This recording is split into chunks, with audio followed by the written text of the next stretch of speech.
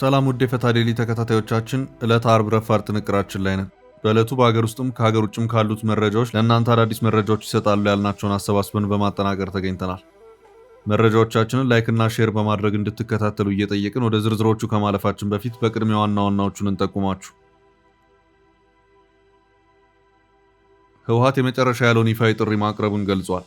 ለሚፋለሙት ታጣቂ ኃይሎች የቀረበው ጥሪ ነው። ዘርዘር አድርገን ይዘነዋል። ቅድመ ውድድር በነበረው የቃላት ጦርነት ጋር በተያያዘ ለቀናት የውድድሩ ቀን ደርሶ ባየነው ሲያስብል የከረመው በጆኒና ሴዶ መካከል የተካሄደው የድብልቅ ማርሻል አርት ወይም ኤምኤምኤ በጆኒ አሸናፊነት ተጠናቋል። በጥንቅራችን ከተያዙት ዕለታዊ መረጃዎቻችን መካከል ነው። ኤርትራ ከኢትዮጵያ አየር መንገድ ጋር ተያይዞ የቀረበውን መከራከሪያ አልቀበለውም ስትል ጥብቅ መልእክት ትሰዳለች። የኢሳያስ አፈወርቂ አስተዳደር ከፍተኛ ባለስልጣናት የወረራ ዝግጅት እንዲሁም ሌሎች ተከታታይ ከባድ ክሶችን ሰንዝረዋል። መረጃውን ይዘነዋል። ድንበሩን ተከትለው እየተፋለሙ ነው። አንዱ በሌላኛው ላይ በላይነት ለመውሰድ የሚያደርገው ትንቅንቅ እንደቀጠለ ነው። ጥንቅራችን ላይ ያደርሳችሁ ከያዛቸው መረጃዎች መካከል ነው።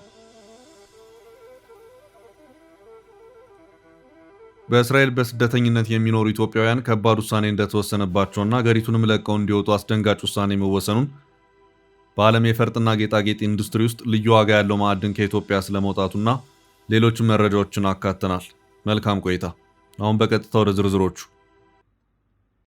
መሃል ሲኤምሲ ዘመናዊ ኮምፓውንድ መኖሪያ መንደር በካሬ ከ73 እስከ 98 ሺህ ብር ከድሪም ቢልደርስ ሪል ስቴት በ10% ቅድመ ክፍያ ባለ 1 መኝታ 73 ካሬ 720 ሺህ ብር ቅድመ ክፍያ፣ ባለ 2 መኝታ 123 ካሬ 1.2 ሚሊዮን ብር ቅድመ ክፍያ፣ ባለ 3 መኝታ ከ136 ካሬ እስከ 192 ካሬ ከ1.3 ሚሊዮን ብር ቅድመ ክፍያ ጀምሮ አዘጋጅተናል። በ2 ዓመት ተኩል የሚረከቡት መኪና ማቆሚያ፣ ሳንድ ባይ ጄኔሬተር፣ መዋኛ ገንዳ፣ የልጆች መጫወቻ አለው። በ2 ዓመት ተኩል የሚረከቡት 100% ለሚከፍሉ 30% ቅናሽ። አሁኑን ይደውሉ። ስልክ 0964 2025 29 ድሪም ቢልደርስ ሪል ስቴት።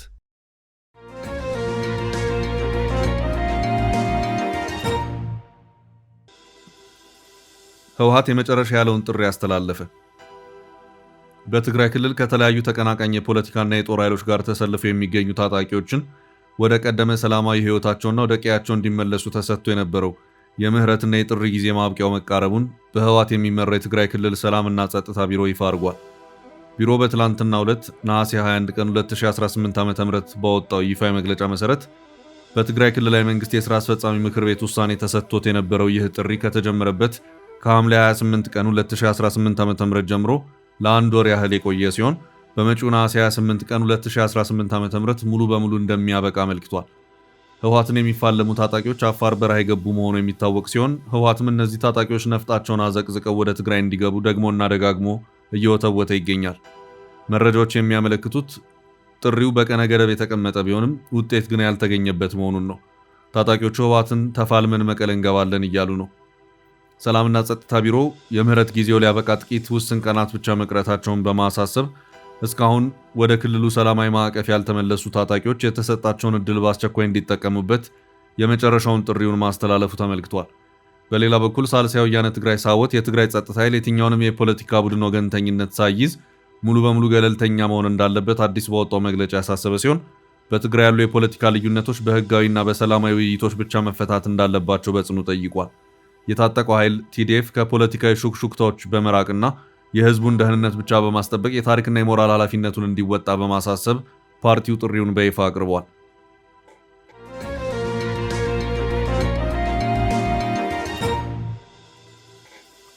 በቀጣይ ርዕስ የአየር መንገዱ መከራከሪያን አንቀበልም ኤርትራ።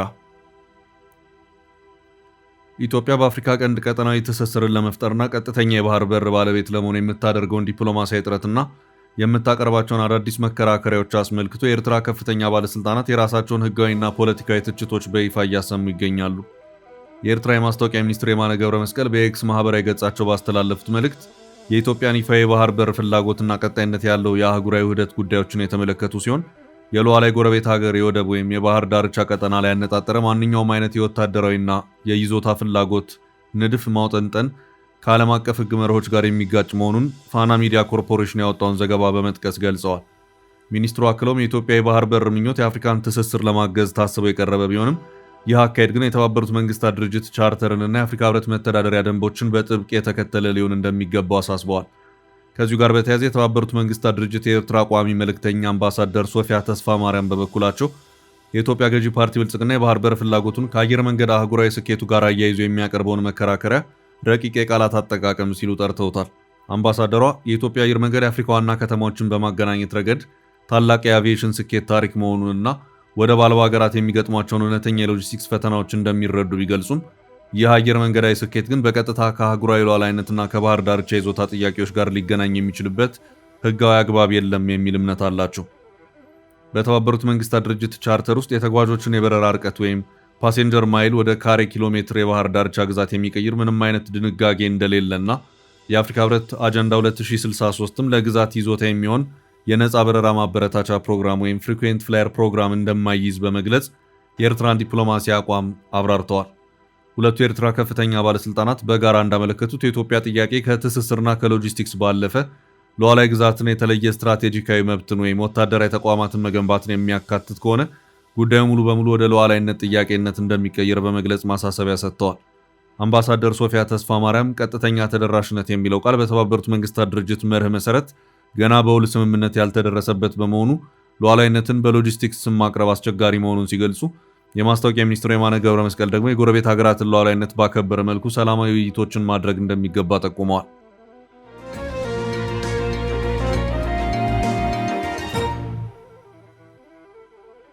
በቀጣይ መረጃ ድንበሩ ላይ ሲፋለሙ ዋሉ።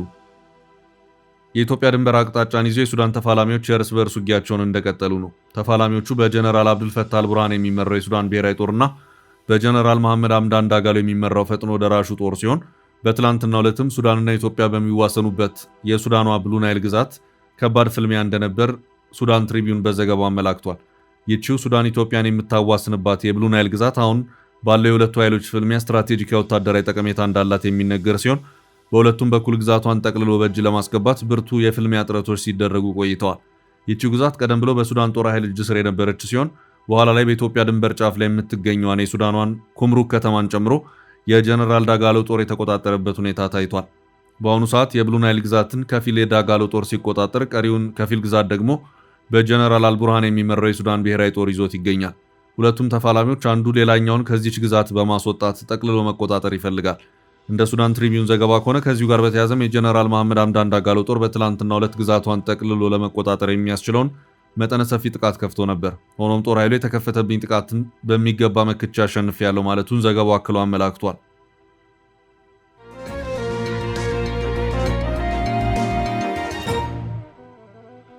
በቀጣይ ርዕስ ሴዶ ለጥቂት ተረፈ፣ ጆኒ አሸነፈ። ቅድመ ውድድር በነበረ የቃላት ጦርነት ጋር በተያያዘ ለቀናት የውድድሩ ቀን ደርሶ ባየነው ሲያስብል የከረመው በጆኒና ሴዶ መካከል የተካሄደው የድብልቅ ማርሻል አርት ወይም ኤምኤምኤ በጆኒ አሸናፊነት ተጠናቀቀ። ሴዶ እጁን ከመሰበር ለጥቂት ተርፏል። በውድድሩ ሂደት ምንም አይነት የመቋቋም አቅም አንሶት የታየው ሴዶ በአመጋገቡ የተለያዩ ለየት ያሉ አካላዊ እንቅስቃሴዎችን ሲያደርግ በሚያሳያቸው የማህበራዊ ሚዲያ እንቅስቃሴዎቹ የብዙዎችን ትኩረት መሳብ የቻለ ስፖርተኛ ነው። ውድድሩ ሁለተኛ የኢትዮጵያ ታዋቂ ፋይቲንግ ሻምፒዮንሺፕ ወይም አድዋ ፋይት ናይት ነው። ሐሙስ ለአርብ እኩለ ሌሊት ካለፈ በኋላ በኢትዮጵያ አቆጣጠር 9 ሰዓት ላይ በአድዋ 00 የተካሄደው ይህ ውድድር ቀደም ብሎ በሌሎችም ተመሳሳይ ውድድሮች ጭምር የታጀበ ሲሆን በቅድመ ውድድር የሚዲያ ፍልሚያ ብዙ ሲባልለት የቆየው የጆኒና የሴዶ ፍልሚያ መዘግየቱ በርካቶችን የበለጠ በጉጉት እንዲጠብቁ አድርጓቸውም ታይቷል። አንዱ ሌላውን በመደገፍ ከገንዘብ ውርርዶች ጀምሮ በርካታ የተመልካች መበሻሸቆች ጭምር የታየበት ይሄው የጆኒና ሴዶ የድብልቅ ማርሻል አርት ወይም ኤምኤምኤ ውድድር ፍጹም ማንም ባልጠበቀው መልኩ በደቂቃዎች ውስጥ በአንደኛው ዙር የተጠናቀቀ ውድድር ሆኖ ታይቷል። ውድድሩ ሁለተኛው የኢትዮጵያ ታዋቂ ፋይቲንግ ሻምፒዮንሺፕ ወይም አድዋ ፋይት ናይት ሲሆን ከዚህ ቀደም በኢትዮጵያ ታሪክ ለመጀመሪያ ጊዜ የተካሄደውን ውድድር አሸናፊ የነበረው ጆኒ ነው። የመጀመሪያው ፋይቲንግ ሻምፒዮንሺፕ አሸናፊ የነበረው ጆኒ ሴዶን በቀላሉና አሳማኝ በሆነ ሁኔታ በማሸነፍ የሻምፒዮንነት ክብሩን አስጠብቆ ወጥቷል። በውድድሩ መሃል ጆኒ የሴዶን እጅ ሊሰብረው ይችላል በሚል በርካቶች በመስጋት ጩኸት ሲያሰሙም ነበር። ሆኖም ጉዳት ሳይፈጠር ፍልሚያው በጆኒ ፍጹም የበላይነት ተጠናቋል። በቀሉ መጣውልሽ በሚለው አነቃቂ ዘፈኑ በበርካታ ቅድመ ውድድር ወጣ ያሉ እንቅስቃሴዎቹ የብዙዎችን ትኩረት የሳበው ሴዶ በአንደኛው ዙር ከመሸነፍ ባለፈ በጥቂት ደቂቃዎች ውስጥም ተልፈስፍሶ በመውደቅ በተጋጣሚ ፍጹም የበላይነት ሲወሰድበት የተወሰኑ ራስ ለመከላከል የሚያስችሉ እንቅስቃሴዎችን እንኳን ማድረግ አለመቻሉ በርካቶችን አስገርሟል። በርካቶች ማንም ያሸንፍ ማን ቢያንስ የዓመት ወሳኝ ለአስጨራሽ ፍልሚያን በብዙ ዙሮች እናያለን ብለው ገምተው የነበረ ቢሆንም ሴዶ በደቂቃዎች ውስጥ እጁን በመስጠቱ የተመልካቾች ጉጉት ሳይሳካ ቀርቷል። ብዙም በኢትዮጵያን የማይታወቀው ይህ ፍልሚያ ጆኒ እና ሴዶ በቅድመ ውድድሩ በነበራቸው እኔ ያሸንፋለሁ የቃላት ልውውጥና ብሽሽቅ የብዙዎችን ስሜት በመያዝ ወደፊት ለሚደረጉ መሰል ውድድሮችም መነቃቃትን የፈጠረው ነው ታይቷል። ከኢትዮጵያ ውጭ ድረስ በመውጣት ራሱን ሲያዘጋጅ እንደነበር ሲገልጽ የነበረው ሴዶ በብዙዎች ግምት ውድድሩን በአሸናፊነት ይወጣልም የሚል ግምት እንዲያዝ አድርጎም ነበር። ጆኒ በቅድመ ውድድር አንድ ቃለ ምልልሱ ላይ ለሴዶ እድል አልሰጠው፣ በመጀመሪያው ዙር በደቂቃዎች ውስጥ እንዲሸነፍ አድርገዋለሁ ሲል ተናግሮም ነበር። እንዳለውም አድርጎታል። ውድድሩን በርካቶች ከእንቅልፋቸው ውጭ ሆነው በቀጥታ የቴሌቪዥን ስርጭት የተከታተሉትም ነበር።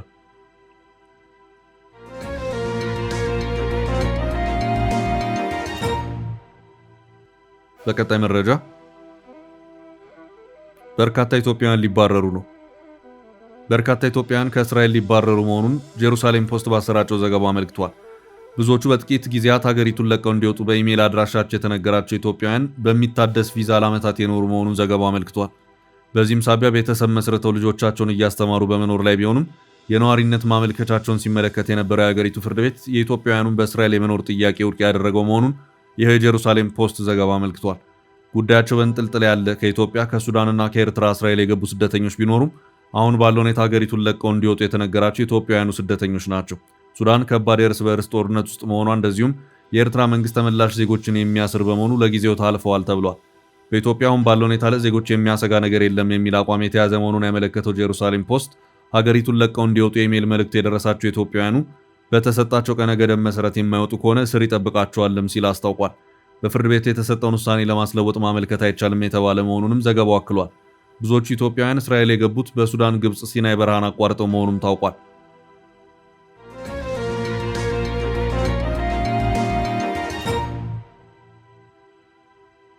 በቀጣይ ርዕስ ኤርትራ ሳትጋበዝ ኢትዮጵያ ቀይ ባህር ላይ። ኤርትራ በተገለለችበት አዲስ ቀጠናዊ ስብሰባ ላይ ኢትዮጵያ በቀይ ባህር የደህንነት ውይይት ላይ መገኘቷ የብዙዎችን ትኩረት ስቧል። የቀይ ባህር አዋሳኝ የሆነችው ኤርትራ ሳትጋበዝ ኢትዮጵያ ከሶማሊያና ከጅቡቲ ጋር በአንድ ጠረጴዛ መክረዋል። በመካከለኛው ምስራቅ አካባቢ እያገረሸ የመጣውን የባህር ላይ ውጥረት ተከትሎ የኢትዮጵያ፣ የየመን፣ የጅቡቲና የሶማሊያ የደህንነት ባለስልጣናት ያጋጠሟቸውን የጋራ ስጋቶች ለመመከትና በቀይ ባህር እንዲሁም በኤደን ባህረ ሰላጤ ላይ አስተማማኝ ጥበቃ ለማድረግ በዚህ ሳምንት በናይሮቢ ኬንያ ከፍተኛ ስብሰባ አካሂደዋል። የተባበሩት መንግስታት ድርጅት የእጽና የወንጀል ቁጥጥር ጽህፈት ቤት ዩኤንኦዲሲ ከአውሮፓ ህብረት፣ ከኢንተርፖል፣ ከዓለም አቀፍ የባህር ድርጅት አይኤምኦ እና ከምስራቅ አፍሪካ የልማት በይነ መንግስታት ባለስልጣን ኢጋድ ጋር በመተባበር ያዘጋጁትና ለ2 ቀናት የቆየው ይህ የባህር ላይ ህግ ማስከበር ውይይት በተሳካ ሁኔታ ተጠናቋል። ይህ መድረክ ሀገራቱ በነጠላ ሊወጡት የማይችሉትን ቀጠናዊ አደጋዎች በጋራ የመረጃ ልውውጥና በጠንካራ ትብብር ለመፍታት የሚያስችለውን አዲስ ምዕራፍ የከፈተ ሲሆን የባህር ዳርቻ አዋሳኝ የሆነችው ኤርትራ በስብሰባው ላይ አለመካተቷ ግን በፖለቲካ ታዛቢዎች ዘንድ ጥያቄዎችን አስነስቷል። የተባበሩት መንግስታት ድርጅት የዜና አገልግሎት ዩኤን ኒውስ እንደዘገበው የቀይ ባህር ሀገራት ቀጠናዊ ስጋቶች እየጨመሩ በመምጣታቸው የባህር ትብብራቸውን አጠናከሩ በሚል መሪ ቃል በኬንያ የተካሄደው የምክክር መድረክ በቀጠና ያሉ ሀገራት የባህር ላይ ደህንነት ተግዳሮቶችን በጋራ መፍታት በሚችሉበት ሁኔታ ላይ ሰፊ መግባባት ላይ ደርሷል። ይሁን እንጂ ኤርትራ በስብሰባው ላይ አለመገኘቷ ሶማሊያና ጅቡቲ ይህንን መድረክ ተጠቅመው ኢትዮጵያ በቀጠና የባህር ደህንነት ላይ ያላትን ሚናና ወደ ባህር በር ለመድረስ ያላትን ሰፊ ምኞት በሚመለከት ይበልጥ ለመወያየት ምቹ ሁኔታን ፈጥሮላቸዋል ተብሎ ይታመናል። ታዛቢዎች እንደሚጠቁሙት የኢትዮጵያ፣ የሶማሊያና የጅቡቲ የደህንነት ባለስልጣናት በአንድ ጠረጴዛ ላይ መቀመጣቸው በቀጠናው ለሚታየው የፖለቲካ ውጥረት ሰላማዊና ዲፕሎማሲያዊ መፍትሄዎችን ለመሻት ትልቅ ዕድል የፈጠረ አጋጣሚ ሆኖ ተመዝግቧል። ወደብ አልባ ለሆነችው ኢትዮጵያ የባህር ላይ ደህንነት ጥበቃ ተራ የህግ ማስከበር ጉዳይ ሳይሆን የሀገሪቱ ቀጣይነት ያለው የኢኮኖሚ ህልውና መሰረት መሆኑን የዘርፉ ባለሙያዎች በስብሰባው ላይ በጥብቅ አስገንዝበዋል። የኢትዮጵያ ማሪታይም ባለስልጣን ካፕቴን ክብሩ መስፍን እንደገለጹት የኢትዮጵያ አጠቃላይ ገቢና ወጪ ንግድ አብዛኛው ክፍል የሚከናወነው በጎረቤት ሀገር ጅቡቲ በኩል በመሆኑ አስተማማኝና ሰላማዊ የባህር መስመር መኖር ለብሔራዊ ኢኮኖሚው እጅግ ወሳኝና አንገብጋቢ ጉዳይ ነው። በባህር መስመሮች ላይ የሚፈጠሩ ማናቸውም አይነት መስተጓጎሎች የጭነትና የኢንሹራንስ ዋጋን በከፍተኛ ሁኔታ እንዲንር የሚያደርጉ ከመሆናቸውም በላይ መሰረታዊ ዕቃዎች ወደ ሀገር ውስጥ እንዳይገቡ በማዘግየትና የሀገሪቱን የውጭ ንግድ አቅም በማዳከም በነጋዴው ማህበረሰብና በሸማቹ ህዝብ ላይ ከባድ የኑሮ ጫና እንደሚፈጥሩም ባለስልጣኑ በሰፊው አብራርተዋል። የቀጠናው ሀገራት ባለስልጣናት እንደሚያስገነዝቡት ሀገራቱ የሚጋፈጧቸው የደህንነት ስጋቶች ድንበር ተሻጋሪና ተመሳሳይ መሆናቸው በጋራ መስራትን ግድ ይለዋል።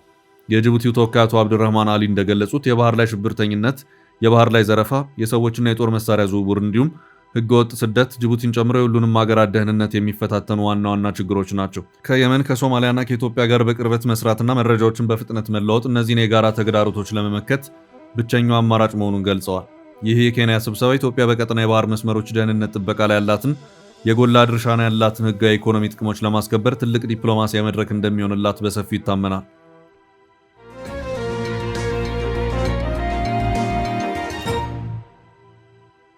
በቀጣይ መረጃ ኢትዮጵያ የልዩ ማዕድን መገኛ ሆነች።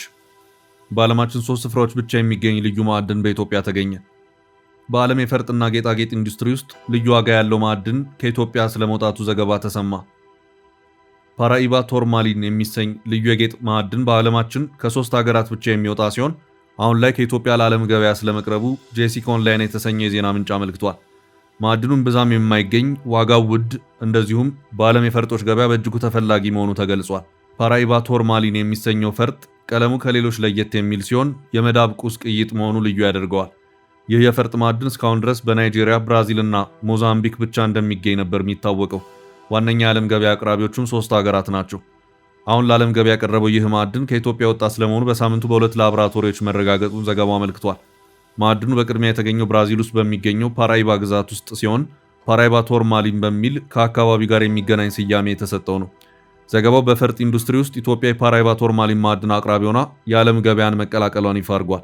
በዓለም ላይ በፈርጥ ኢንዱስትሪ ቀዳሚ የላቦራቶሪ ተቋማት የሆኑት ጄሞሎጂካል ኢንስቲትዩት ኦፍ አሜሪካ (GI) እና የስዊዘርላንዱ ጉብሊን ጄም ላብ በጋራ ማዕድኑ ከኢትዮጵያ ስለመምጣቱ ማረጋገጫ ሰጥተዋል።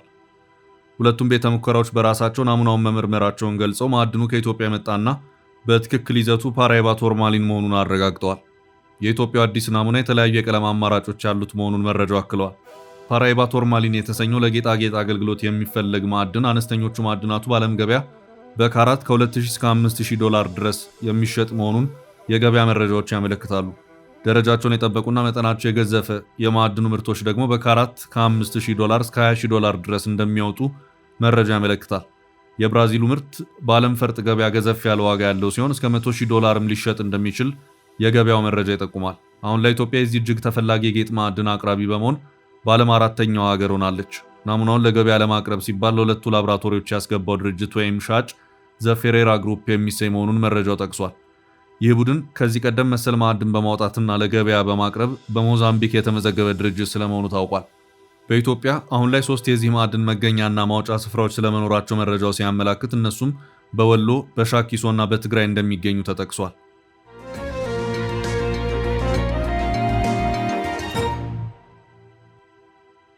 በቀጣይ መረጃ በኢሮብ ወረዳ 35000 ሕዝብ ለከባድ ድርቅ ተጋልጧል።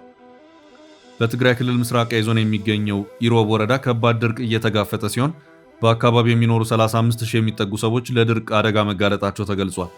በወረዳ የክረምት ዝናብ በበቂ ሁኔታ ባለመዝነቡ የውሃ ጉድጓዶች መድረቃቸውን የአካባቢው ነዋሪዎች ገልጸዋል። በውሃ እጥረቱም የቤት እንስሳት መሞት መጀመራቸውን አስረድተዋል። በወረዳው የሚገኙ 8 ቀበሌዎች በከፍተኛ ተራራና ተዳፋት አካባቢዎች መሆናቸው የተጀመረውን የእርዳታ ማድረስ ስራ ፈታኝ እንዳደረገው ተጠቁሟል። የአካባቢው አርሶ አደሮች እንደሚሉት ከዚህ በፊት እንደ ዘንድሮ ያለ ከባድ ድርቅ አጋጥሟቸው አያውቅም።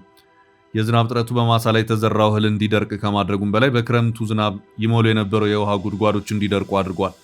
የኢሮብ አካባቢ የኢሮብ ብሔረሰብ የሚኖርበት ከትግራይ ምስራቃዊ ዞን ወረዳዎች አንዱ ነው። አካባቢው በ2013 ዓ.ም በትግራይ ጦርነት ከፍተኛ ጥቃት የደረሰበት ሲሆን እስካሁንም አንዳንድ የቀበሌ ገበሬ ማህበራት በኤርትራ ሰራዊት ቁጥጥር ስር ይገኛሉ።